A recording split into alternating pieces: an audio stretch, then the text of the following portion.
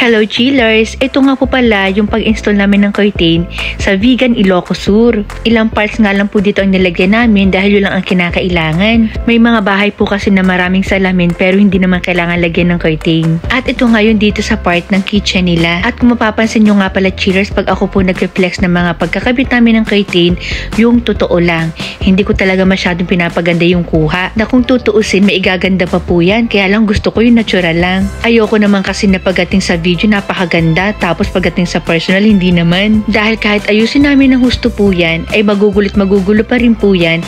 Depende na nga lang po yan sa titira sa bahay. Ang tanging mga advice ko lang po sa inyo ay mag-iingat na lang po talaga kayo sa mga gumagawa na ang ganda-ganda ng pagkaka-video pero sa personal hindi naman. Hindi lang naman po sa curtain, sa blind, sa furnitures at marami pa pong iba. Ang tanging masasabi ko lang sa inyo, dito po sa amin, mura pero hindi basura. At maraming salamat po sa aking client dahil super satisfied daw po sila sa pagkakagawa namin sa mga curtain nila at sa iba pang mga furnitures.